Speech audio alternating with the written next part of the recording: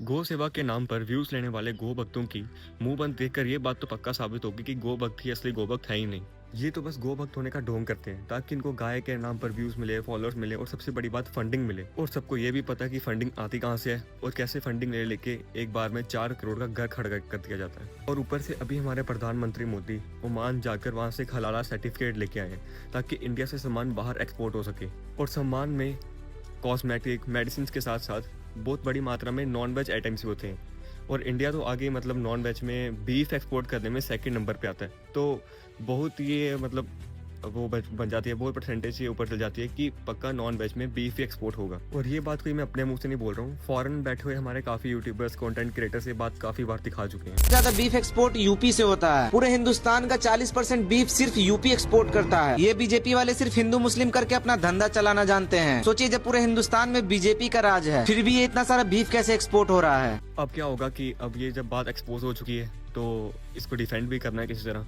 गौ रक्षक दल कुछ बोल नहीं सकते क्योंकि उनके मुंह में नोटों की गड्डी डाल दी है, उनके हाथ नोटों से भरे हैं, उनके घर नोटों से भर दिए हैं। और थोड़ा सा डर भी रहता है कि अगर अनपढ़ कुछ बोलेंगे तो कुछ उल्टा सीधा भी बोल सकते हैं। और इसी बीच में हमारे हिंदू साइंटिस्ट सुधांशु त्रिवेदी जी आते हैं और अंग्रेजी में इंग्लिश में कुछ गायों के कुछ नाम लेते हैं जो काफ़ी लोगों को नहीं पता होते। कहते हैं कि जो इंडिया से जो बीफ एक्सपोर्ट होता है, जो गायों का मांस जो एक्सपोर्ट होता है और जो हमारे नॉर्थ ईस्ट में खाया जाता है, वो तो मतलब हमारी गाय माता है ही नहीं, वो किसी और वैरायटी की गाय है।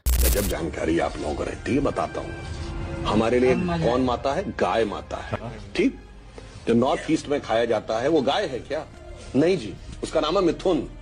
जो गाय है उसका जूलॉजिकल नाम है बस इंडिकस, और जो नॉर्थ ईस्ट में खाया जाता है दैट इज बस टॉप।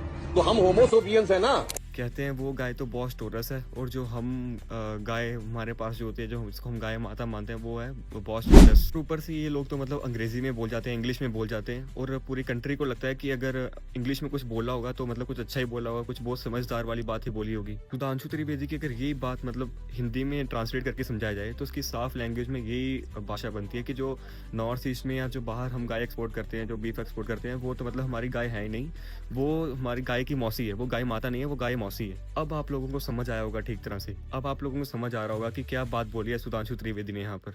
अब आप लोगों के भी पॉइंट ऑफ व्यू बाहर आ रहे होंगे कि गाय तो गाय होती है, क्या बॉस टोरस और क्या बॉस इंडिगस। अगर गायों को ऊंचा दर्जा दे ही रहे हो तो सभी गायों को दो और लास्ट में सब कुछ आपके हाथ में है। मतलब आपकी दुकान है, आप जो बेच रहे हो वो आपको पता है, आपकी गवर्नमेंट है, सब कुछ आपका है। लेकिन जिसको आप गाय को इतना ऊंचा दर्जा दे रहे हो तो मतलब उसको अपनी माता मान रहे हो तो एटलीस्ट उसको तो ऐसे मत बेचो। जय हिंद, जय भारत।